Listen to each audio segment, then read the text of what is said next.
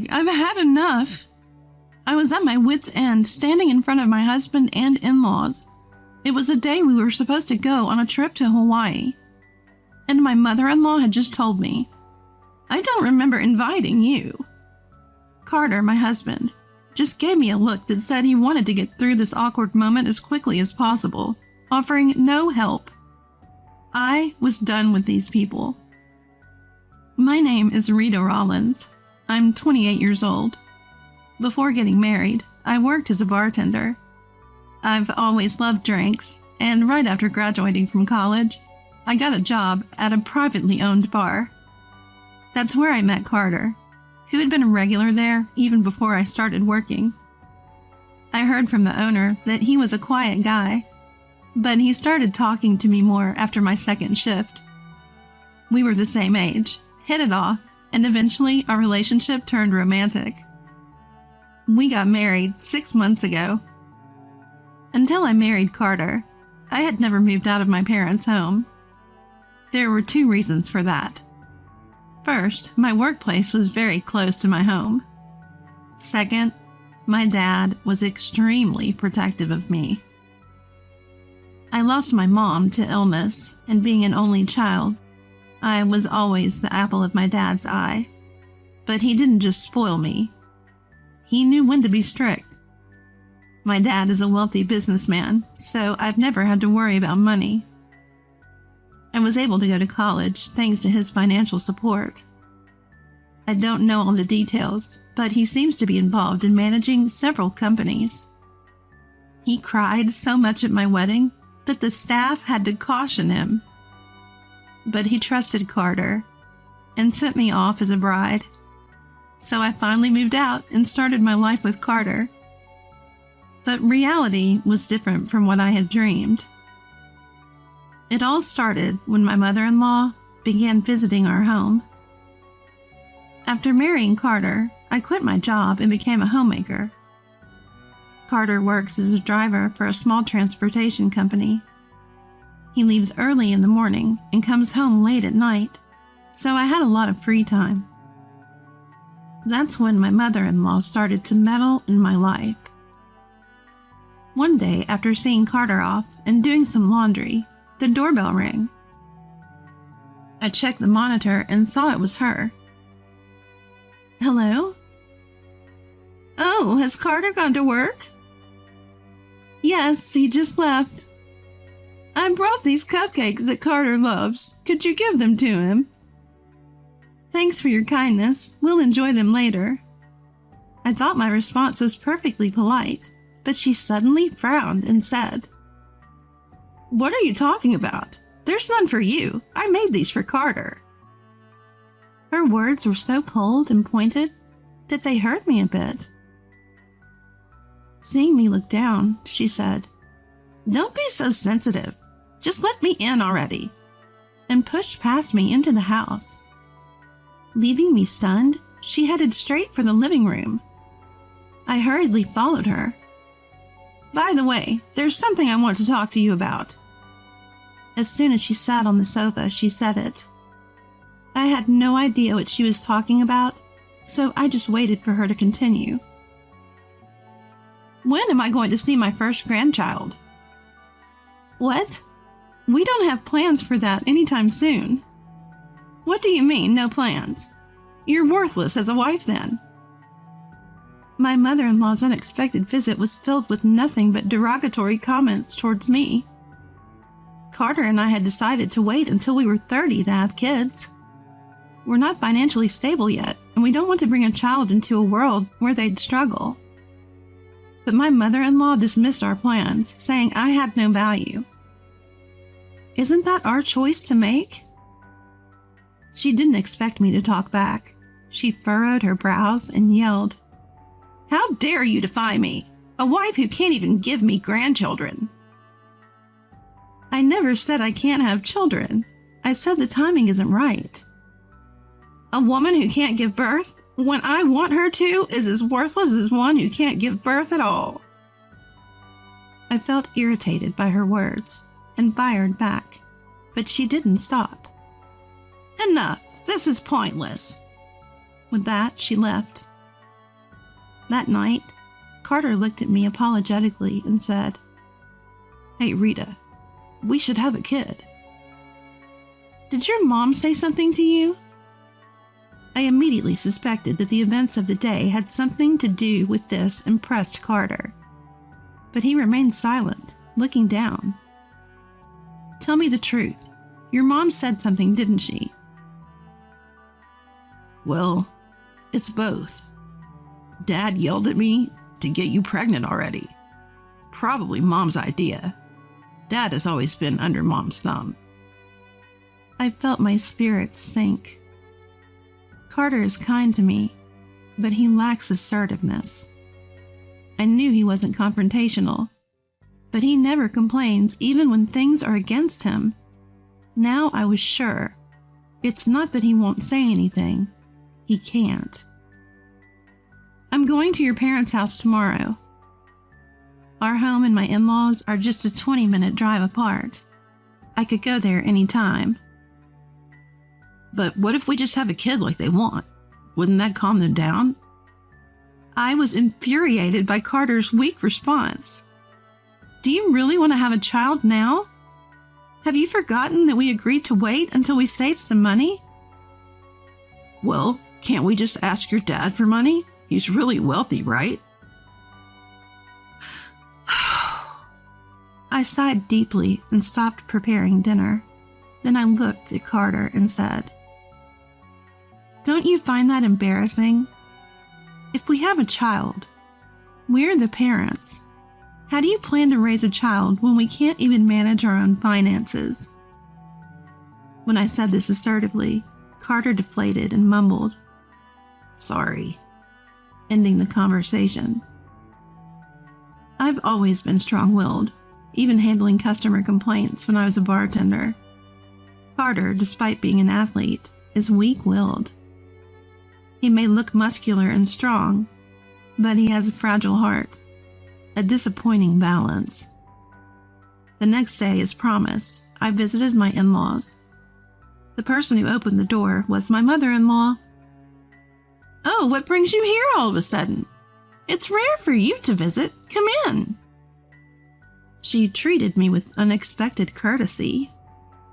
Walking into the living room, I saw my father-in-law scrutinizing a pile of brochures on the table.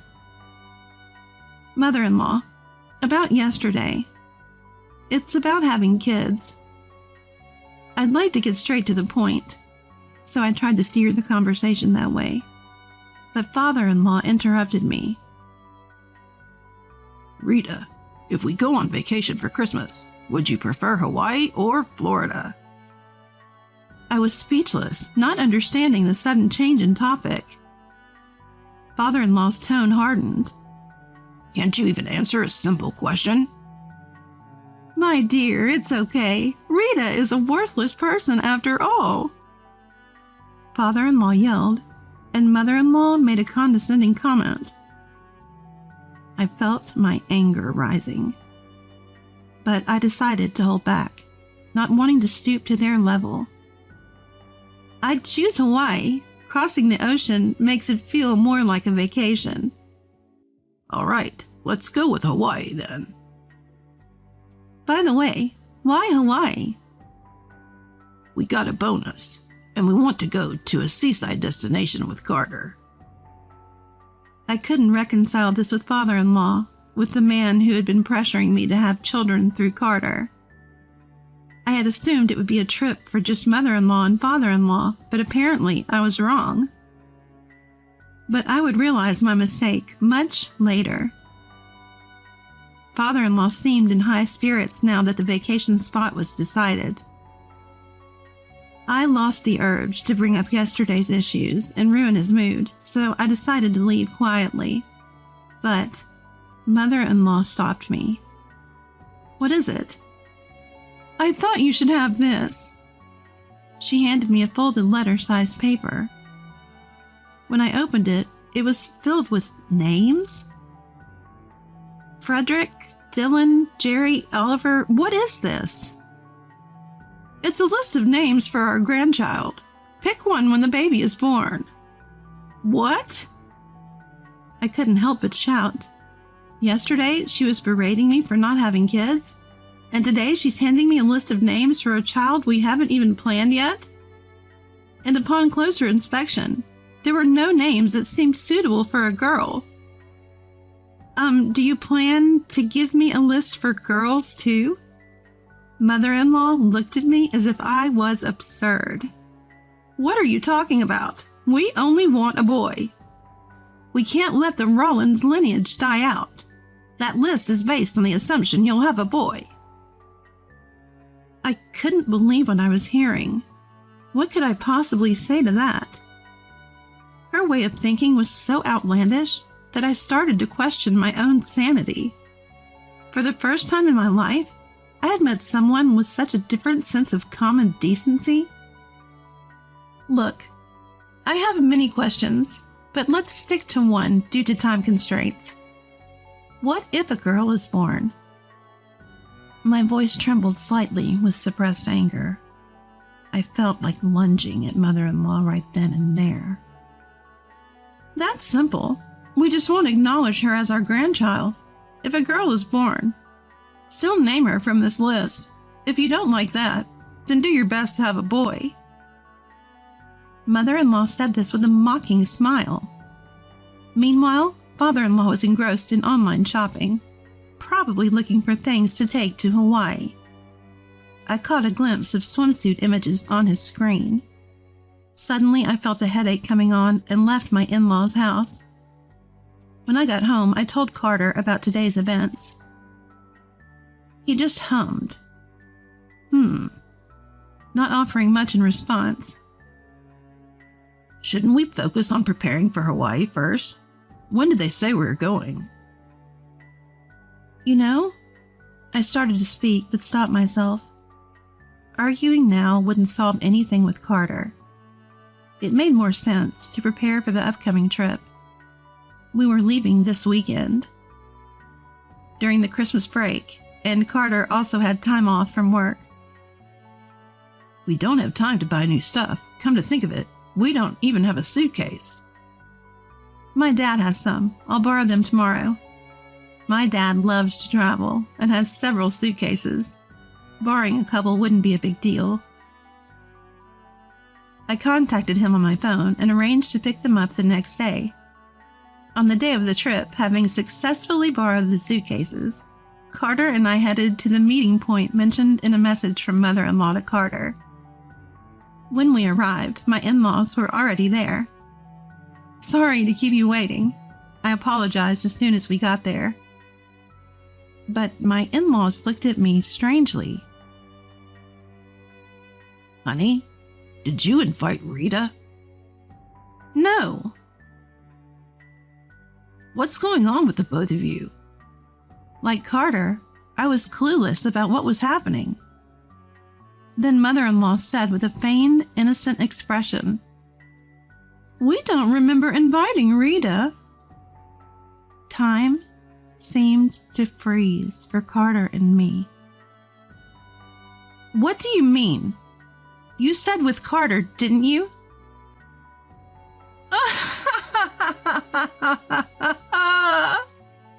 Mother-in-law laughed loudly. That meant with our parents, too. This isn't the only meeting point. You can't be serious. Of course, we wouldn't invite a useless daughter-in-law. Carter, here's your ticket. Mother-in-law handed the plane ticket to Carter right in front of me. I felt a chilling humiliation, as if I'd been deliberately excluded. It was a huge insult. They must have intentionally misled me, as evidenced by their creepy smiles. When I glanced at Carter, he just looked down, avoiding eye contact. So he won't even help me now. At that moment, I lost all interest in dealing with these people, including Carter. Even if I had gone on the trip, it would never have been a meaningful experience. Fine, whatever, I said, dragging my suitcase filled with pointless hopes and excitement away from the scene. I returned home, unpacked the suitcases, and headed straight to my parents' house. I thought I'd tell them what happened today while returning the unused suitcases. When I arrived, my overprotective dad greeted me with a hug. I found his boyfriend-like hugs a bit annoying, but I was also grateful for his affection. Did you enjoy your trip to Hawaii? He asked with sparkling eyes. He probably wished he could have gone with me, but I shattered that expectation. I didn't go because I'm the daughter-in-law. Confused, my dad asked, "What do you mean?" As to answer his question, I recounted everything that had happened up to today. That's terrible, especially on Carter's part. A husband's job is to protect his wife, even if the opponents are his own parents. I had to stand up to my in-laws who opposed our marriage, and that's how I got to marry your mom. My dad said. He's a cheerful guy who mixes humor into his conversations, making them enjoyable. But his eyes weren't laughing this time. Is Carter's dad's name Fred Rollins, and he works at New Wave Corporation, right? I didn't know why he was asking, but I nodded because he was correct.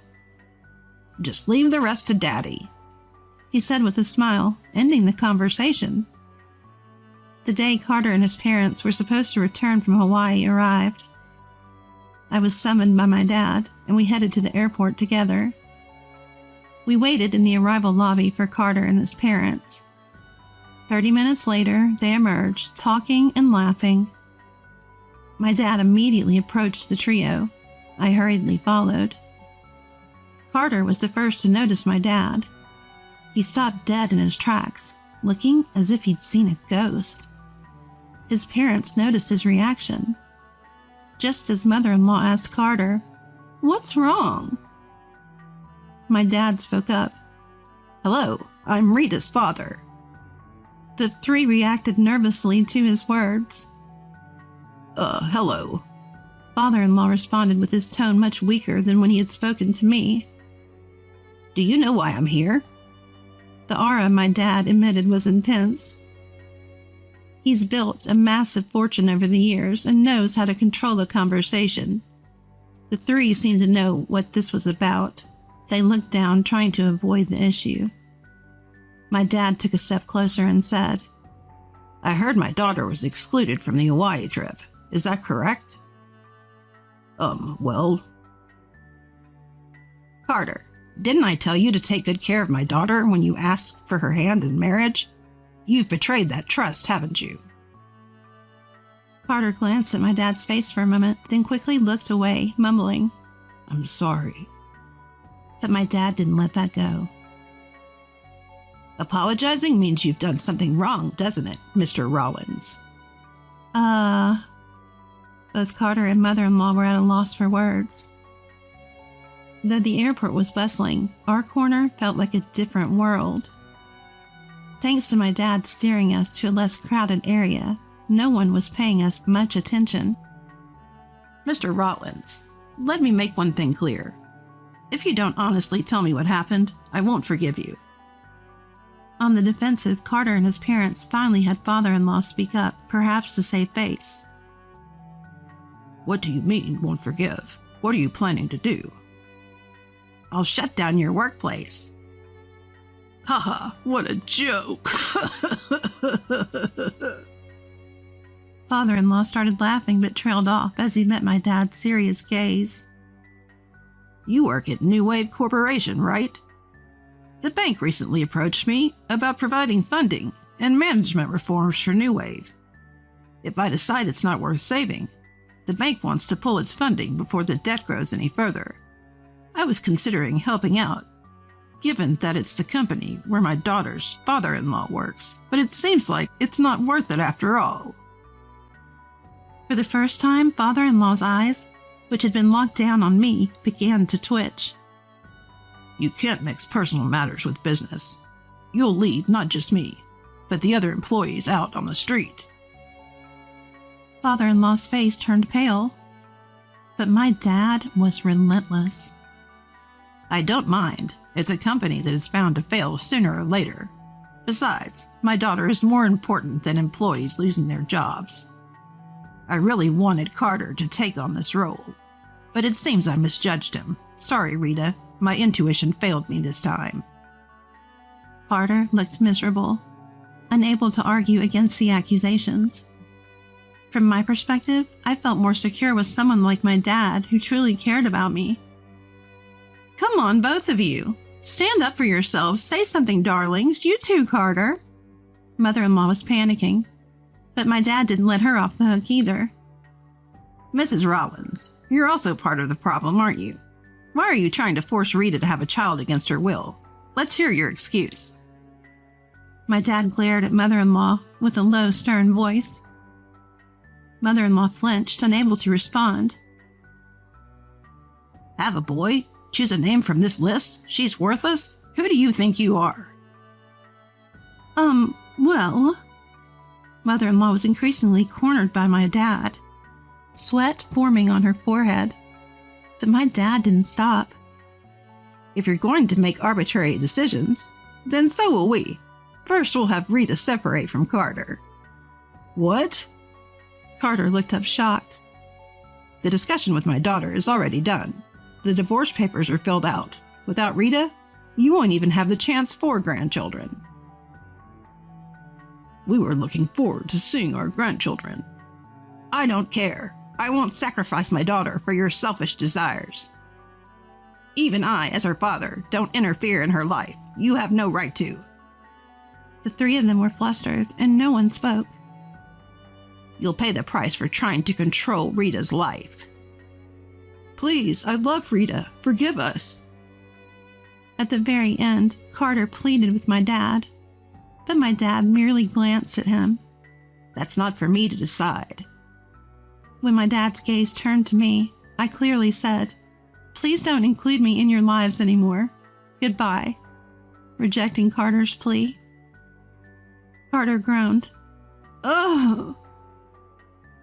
and mother-in-law started to cry, possibly out of shock. Father-in-law just stood there stunned. A week later, the divorce was finalized through a lawyer.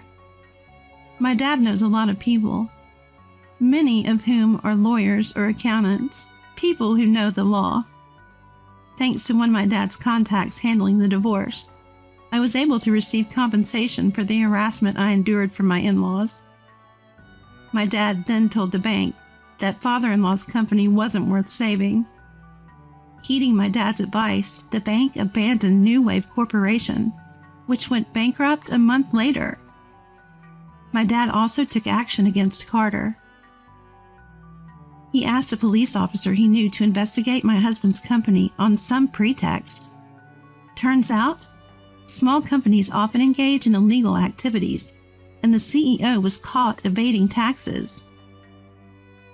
That company also went bankrupt due to the CEO's arrest. Mother-in-law was a homemaker, so my dad didn't do anything to her, but she's probably panicking since her husband and son both lost their jobs. I can picture her frantic state. When I happened to see mother-in-law in town, she looked frail and on the verge of collapsing. This whole experience made me realize the huge gap between the ideal and reality in married life. I was harassed by my in-laws and got no help from the husband who should have been my main support. Yet the reason I'd consider marrying again is to give back to my loving father by letting him see his grandchildren. For now, I'm on my own, but someday I hope to meet someone truly wonderful